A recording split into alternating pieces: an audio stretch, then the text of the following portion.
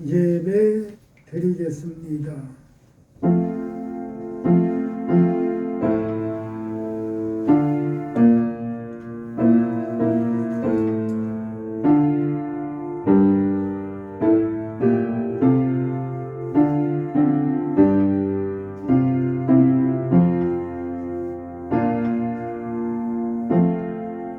사랑하는 자들아, 우리가 서로 사랑하자.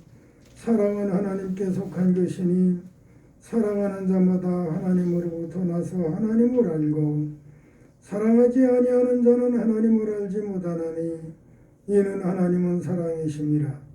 하나님의 사랑이 우리에게 이렇게 나타난 바 되었으니 하나님이 자기의 독생자를 세상에 보내심은 그로 말미암아 우리를 살리려 하심이라. 아멘. 찬송가 4장입니다.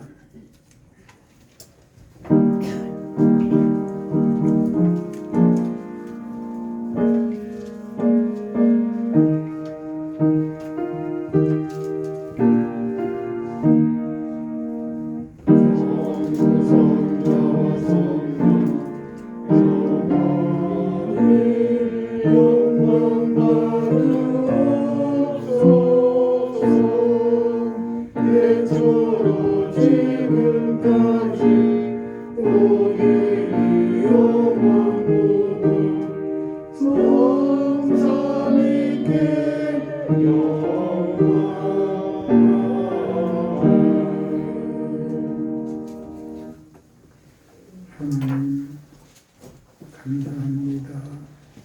오늘 주일 하나님께 예배가 있는 날 되도록 예배자가 되게 해주셨습니다. 감사합니다. 우리 마음이 하나님 앞에 드려지는 이 예배가 되도록 성령님 도와주옵소서. 우리 은행심사 세속에서 이리저리 치이며 상하며 범죄하였을지라도 주의 십자가 보혈로 용서하시고 하나님 우리를 사랑으로 품어주시며 영육간 새로운 총을 부어 주옵소서. 주 안에서 영육간 새 힘을 얻고 감사하며 기뻐 찬양하며 예배 생활에 승리자가 되는 삶을 살게 하여 주옵소서. 예배하며 하나님의 말씀 들을 귀가 되고 담을 심령이 되고 이룰 믿음의 역사가 있는 삶을 살도록 언제나 지키시고 도우시고 인도하여 주옵소서. 하나님의 말씀이 하나님의 말씀으로 전언되는 시간 되도록 은혜 위에 은혜를 더하여 주옵소서. 예수님 이름으로 기원합니다. 아멘. 나는 전능하신 아버지 하나님 천지의 창조주를 믿습니다. 나는 그의 유일하신 아들 우리 주 예수 그리스도를 믿습니다. 그는 성령으로 잉태되어 동정녀 마리아에게서 나시고 본디오 빌라도에게 고난을 받아 십자가에 못 박혀 죽으시고 장사인지 사흘 만에 죽은 자 가운데서 다시 살아나셨으며 하늘에 오르시어 전능하신 아버지 하나님 우편에 앉아 계시다가 거기로부터 살아있는 자와 죽은 자를 심판하러 오십니다. 나는 생명을 믿으며 거룩한 교회와 성도의 교제와 죄를 용서받는 것과 몸의 부활과 영생을 믿습니다. 아멘. 성시교독 21번입니다.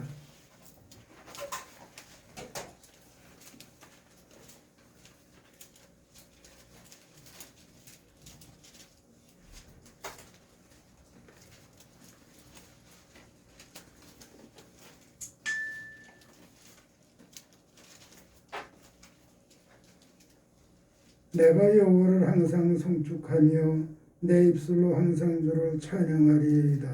내 영이 여호와를 사랑하리니 공고자들이 이를 듣고 기뻐하리로다. 나와 함께 여호와를 광대하시다 하며 함께 그의 이름을 높이세. 내가 여호와께 간구하며 내게 응답하시고 내 모든 두려움에서 나를 건지셨도다. 이 곤고한 자가 부르짖음에 여호와께서 들으시고 그의 모든 환난에서 구원하셨도다. 여호와의 천사가 주를 지키고 그들을 건지시는도다. 노아는 여호와의 맛과 알지어다.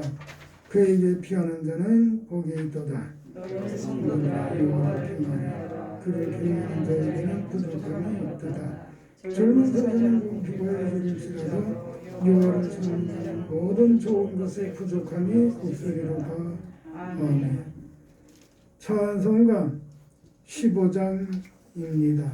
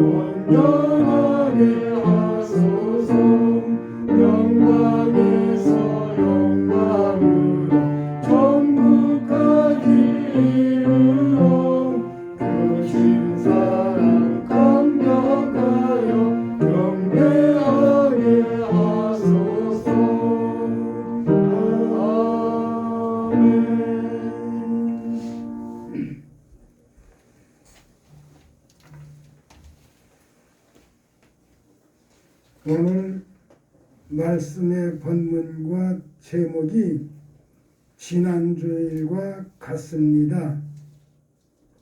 이 시간 사랑의 빚에 대하여 두 번째 말씀을 드리겠습니다.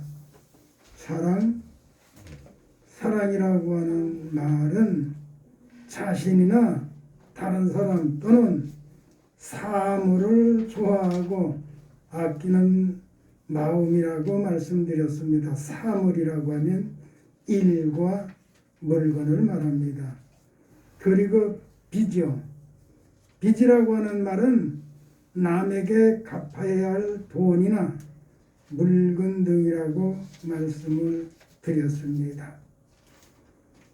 사랑을 성경적인 말로 표현하면 희생과 영생이라고 하였습니다.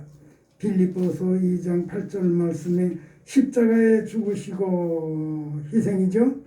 고린도전서 1장 18절에 십자가의 도가 구원이다 영생이죠. 빚을요 성경적인 말로 표현하면 빚은 죄요 빚의 의무다. 빚은 의무다. 이렇게 말씀을 드렸어요. 마태복음 6장 12절에 우리에게 죄를 지은 자를 사하여 준 것 같이 우리의 죄를 사하여 주시고, 로마서 8장 12절에서는 우리가 빚진 자라고 하였는데 행할 의무를 짐진 자라고 하는 말씀입니다. 따라서 성도는 사랑의 빚에 짐을 진 자이고 사랑의 빚을 갚아야 할 의무를 짐진 자들입니다. 사랑은 베풀기만 하여도 사랑이 아니고 사랑을 받기만 하여도 사랑이 아니라고 하는 것을 기억해야 합니다. 본문에 보면 사랑을 하되 피차 사랑하라 하였습니다. 요한복음 13장 34절 말씀에 보면 새 계명을 너에게 주노니 서로 사랑하라 하셨습니다. 사랑을 피차 또는 서로 사랑해야 사랑이 되는 것입니다. 일방적인 사랑이 있다고 하면 그것은 짝사랑입니다. 농부는 비를 기다리는데 짝사랑이란 농부에게 아무 유익을 주지 못하는 비 없는 구름 같을 뿐입니다. 사람이 사랑을 받으면 사랑의 채무자가 되고 사람이 사랑을 베풀면 사랑의 채권자가 되는 원리 또한 기억을 해야 합니다. 빚이나 권력에는 채권자가 못 되어도 사랑에는 누구나 채권자가 될 수 있습니다. 아브라함의 조카 롯이 적군의 포로에 되어 끌려갔습니다. 아브라함은 롯을 사랑하여 적진을 급습하여 롯을 구출해냈습니다. 그것이 창세기 14장 12절로 16절 말씀입니다. 이러한 아브라함을 하나님께서 사랑하사 열국의 아비가 되게 하셨습니다. 아담이 열국의 아비가 아니고 아브라함이 열국의 아비가 된 것입니다. 이런 경우를 가르쳐서 다른 성경 말씀을 빌리면 먼저 된 자가 나중되고 나중된 자가 먼저 되는 거예요. 아브라함이 열국의 아비가 되게 하셨다니까요. 그게 창세기 17장 5절 말씀입니다. 본문 8절의 하반절에 보면 이렇게 말씀하고 있습니다. 남을 사랑하는 자는 율법을 다 이루었느니라 이렇게 말씀을 하고 있습니다. 하나님께서 사람에게 율법을 주신 목적이 있습니다. 그런데 사람이 율법의 중심인 사랑을 이루지 못하였습니다. 인류의 시조는 하나님을 사랑하는 것보다 안목에 나타난 선악을 알게 하는 열매를 더 좋아했습니다. 우리의 믿음도 현실적 안목에 휩쓸려 살지 않나 생각해 보아야 할 이유가 있습니다. 시조는 선악을 알게 하는 열매를 먹었고 하나님의 말씀을 거역한 범죄자가 되었습니다. 불순종한 범죄자가 되었다고요. 이처럼 하나님의 말씀에 거여간 시조에게 하나님께서 그늘을 베풀어 가죽옷을 지어주셨습니다. 그러함에도 현상적 안목의 죄에 빠진 시조는 하나님의 사랑에 감사하는 삶을 살지를 못하였습니다. 그래서 보내주신 분이 예수 그리스도이십니다. 예수 그리스도께서는 하나님의 뜻에 순종하여 십자가를 지셨습니다.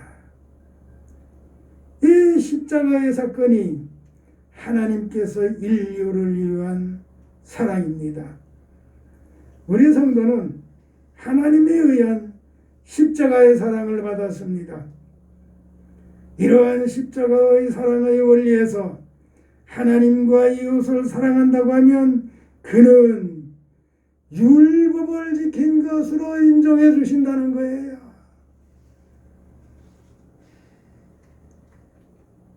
율법을 시조가 못 지켰어요. 우리도 못 지키고 있어요.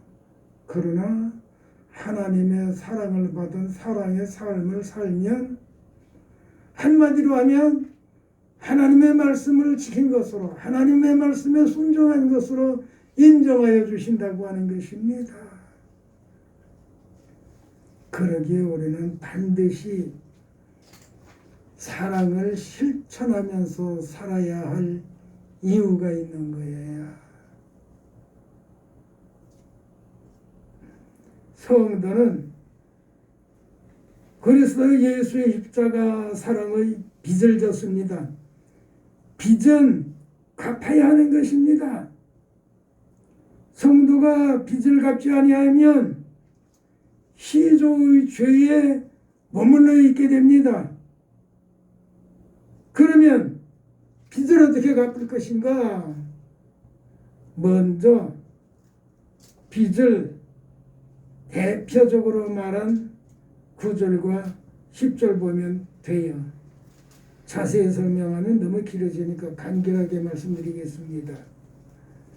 9절에 보면 간음, 살인, 도둑질, 또 탐내지 말라 한 것과 네 이웃을 너처럼 사랑하라. 10절에서는요. 그러므로 사랑은 율법의 완성이라 하였습니다. 범죄자일지라도 사랑의 삶을 살면 율법을 지킨 것이 된다는 거예요.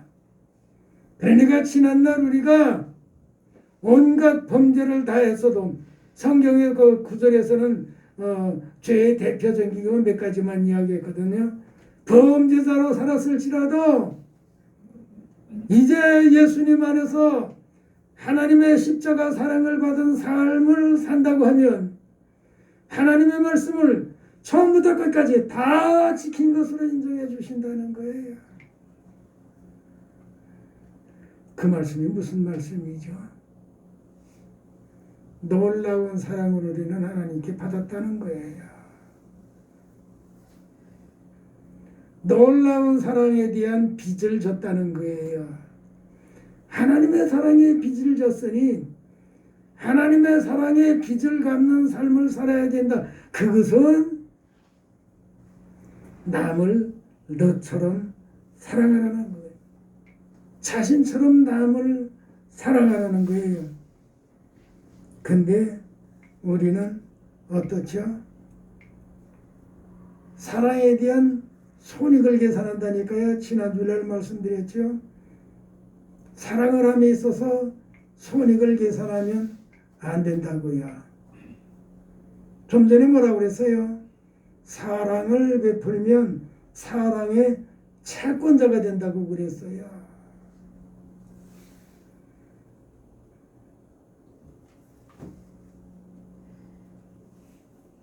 이 건물의 채권자는 이 건물 주인이에요.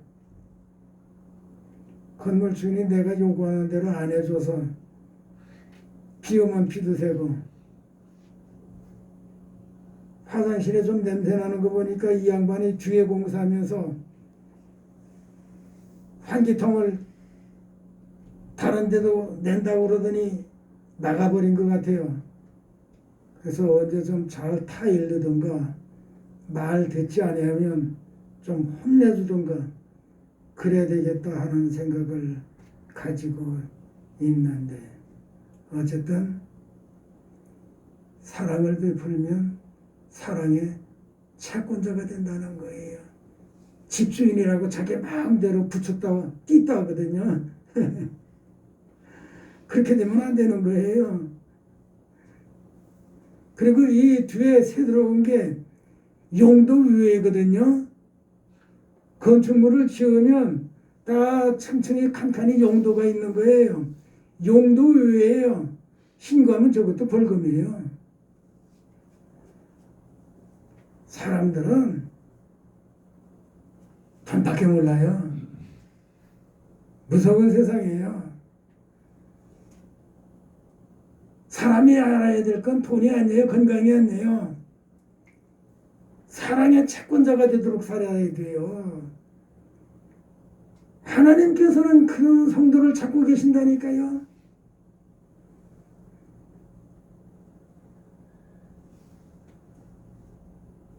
가끔 우리는 이런 이야기를 듣기에 저 사람은 얻어먹을 줄만 알고 한 번도 밥을 살 줄 모른다고. 저 사람은 인사받을 줄만 알고 이 인사할 줄은 모른다고. 그런 이야기를 종종 이런 사람들로부터 들어요. 아니에요. 내가 한 데서 그쳐야 돼요. 내가 10번 밥을 샀으니 넌 그래도 한 번이라도 사야 될 거냐. 그건 아니에요. 베풀고 끝나는 거예요. 그러면 나는 손해보는 인생이 아니냐. 아따. 베풀기는 내가 사람에게 베풀고 받는 건 하나님께 받는 이 원리를 알아야 돼요.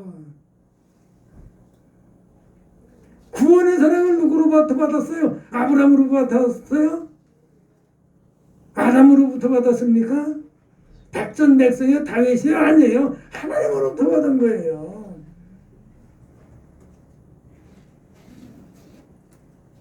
사랑의 채권자가 되면 하나님께서 주시는 거예요.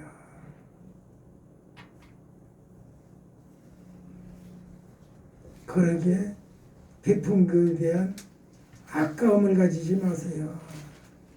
베풀 때 과감하게 베푸세요. 근데 우리는 믿음으로 사는 생활도 마찬가지예요. 하나님 앞에 감사하는 것도 하나님 앞에 사랑한다고 하는 것도 꼭 이렇게 꼽아보거든요. 아나니아와 삽비라 같이 처음에는 말씀을 듣고 열정이 나서 땅 팔아서 바치겠습니다 했는데 뚝 뛰어났거든요. 영의 안목으로 보는 사도는 그걸 안 거예요. 이거 다냐? 예. 그때가 회개할 기회였어요. 아니요. 일부 뛰어났어요. 그래 처음 마음하고 다르구나. 꼭 쓸 일이 있어서 그랬어요. 그렇지만 아까워서 그랬어요. 어쨌든 그때가 기회였는데 이거 다냐? 예. 이게 잘못인 거예요. 우리가 하나님 앞에 믿음으로 산다고 하면서도 매사가 그럴 수가 있어요. 내 기준에서 아니에요. 하나님을 사랑하거나 내가 이웃을 사랑하는 거 내 기준이 아니에요. 기준은 언제나 하나님이에요. 말씀이고 하나님이지 나는 기준이 될 수가 없어요. 왜요? 나는 절대자가 아니잖아요. 완전한 자가 아니잖아요. 하나님의 사랑 어떤 사랑 완전한 사랑이에요. 그러기에 하나님의 사랑이 기준이에요. 내가 사랑한 그게 기준이 될 수가 없는 거예요. 누구가 사랑의 사람이라고 그가 사랑의 기준이 아니에요. 기준은 하나님이에요. 내가 아니에요. 그러기에 내가 한 걸 생각하지 말고 하나님께서 내게 하신 것을 생각해야 돼요. 하나님께서 내게 하신 사랑은 어떤 사랑이냐? 그 사랑은 십자가 사랑이라니까요. 전부를 내어주신 사랑, 십자가 사랑이에요. 소원이 걸게 사는 사랑이 아니에요.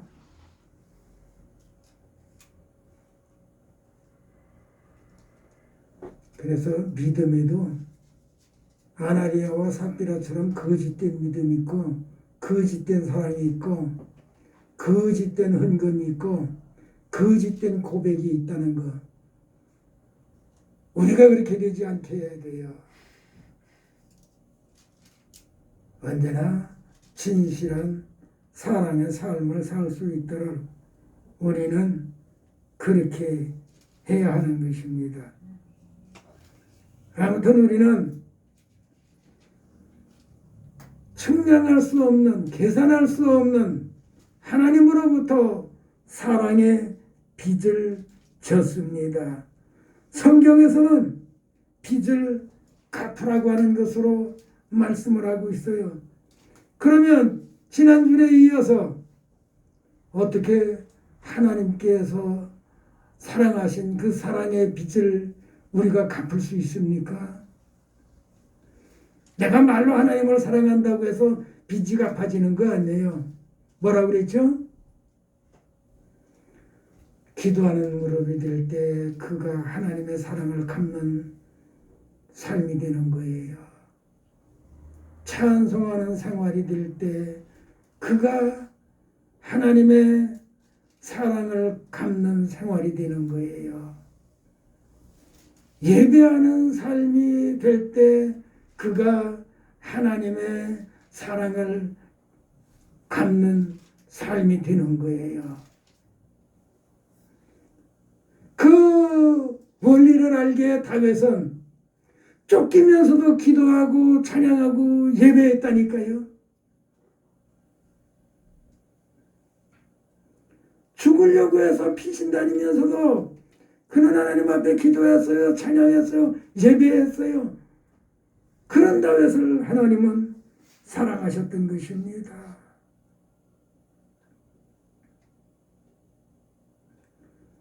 사랑은 언제나 베푸는 거예요. 선수적으로 먼저 사랑을 베풀고 사랑의 채권자가 되어서 살아야 돼요.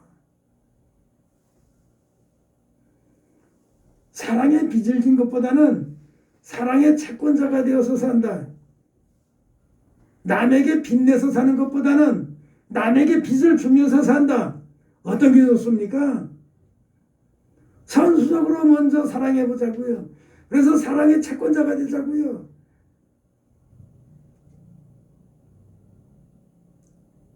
그런 그를 하나님은 사랑하시는 거예요. 세상 사람은 모두 하나님께 사랑의 빚을 졌어요. 사랑의 빚을 갚아야 돼요. 그리고 사랑의 빚을 갚는 방법 하나 더 말씀드릴게요. 복음을 전하는 거예요. 고린도전서 9장 16절에 보면 복음을 전하지 아니하면 자기에게 화가 있으리라 그랬어요. 바울 자신은 복음의 빚진 자라는 거예요.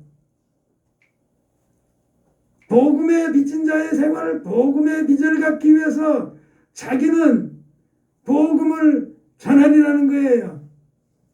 그래서 복음을 전하지 아니하면 빚을 안 갚는 자의 화가 자기에게 미치리라는 거예요. 그래서 그는 복음을 전하는데 굶어도 복음을 전하고 매맞아도 복음을 전하고 감옥에 들어가도 복음을 전하고 죽인다고 해도 복음을 전하고 어느 때나 그는 복음을 전했어요.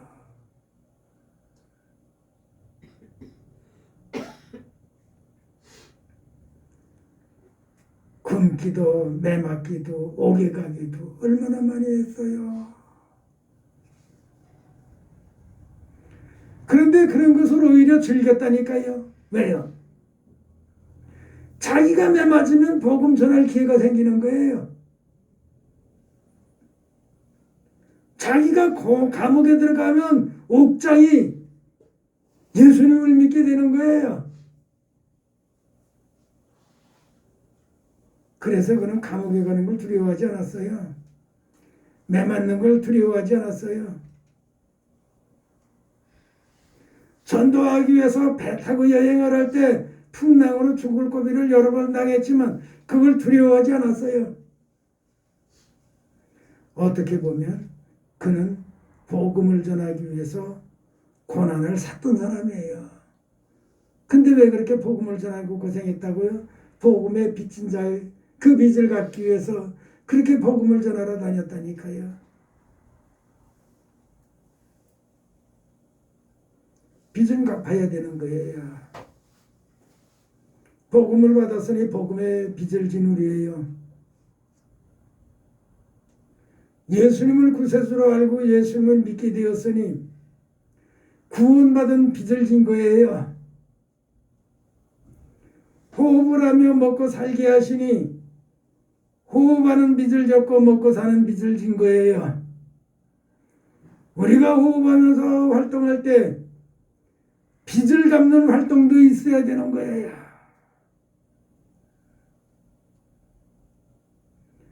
빚을 갚지 아니하면 바울은 자신에게 화가 있으리라고 그랬어요.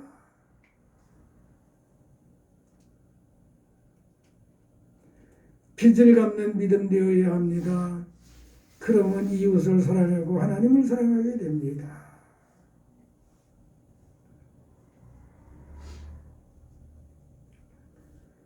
아무튼 피처나 서로 사랑함에 있어서 손익을 계산하면 그것은 참된 사랑이 될 수가 없습니다. 참된 사랑이 있는 것에 화합이 있고 평안이 있고 합심, 기도가 있고 찬송이 있고 예배가 있고 생명의 역사가 있고 하나님의 사랑과 치료와 고침과 복주심이 있습니다. 내가 스스로 잘 되려고 해서 잘 되는 거 아니에요. 하나님의 사랑에 빚진 자의 빚을 갚기 위한 믿음의 삶을 살면 하나님께서 그를 복주시는 것입니다.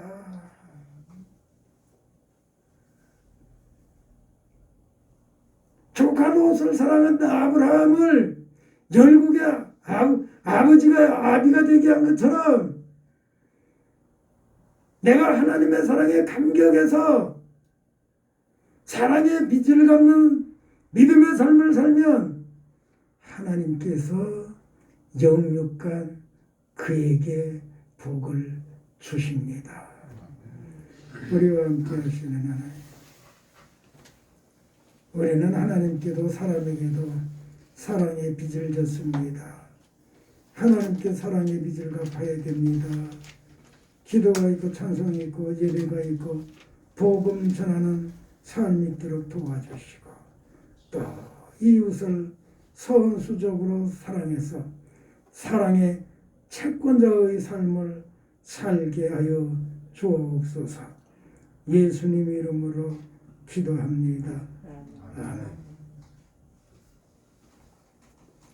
찬송가 213장입니다.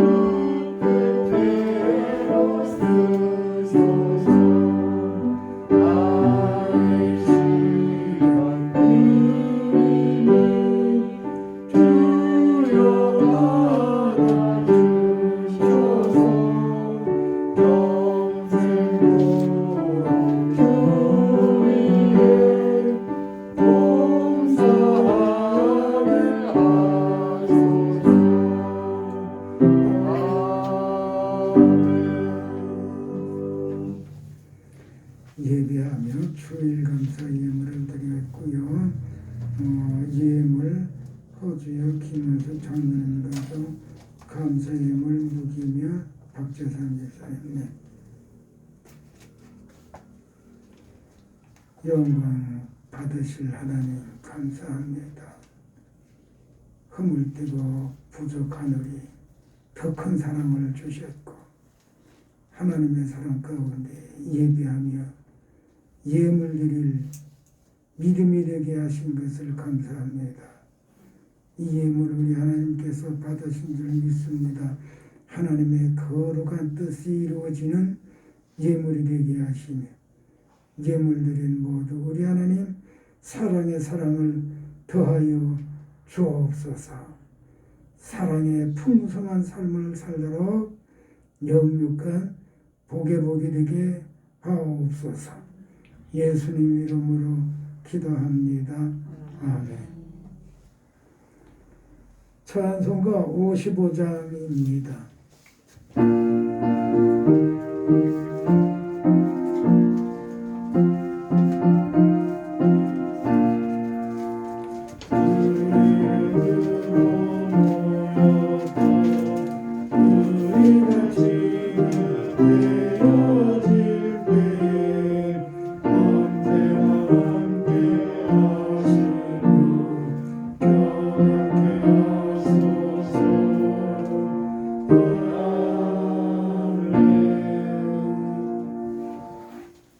우리 구주 예수 그리스도의 은혜와 독생자 예수 그리스도를 십자가에 내어주시기까지 우리를 사랑하신 그 지극하신 사랑하심과 성령님 우리 안에 계시며 사랑의 빚진 자의 삶을 살되 하나님께 사랑을 갚는 자로 사람에게 사랑을 갚는 자로 살도록 도우시고 이끌어 주심이 오늘 여기 함께한 모두의 이제로부터 영원토록 함께 있어지이다. 아멘.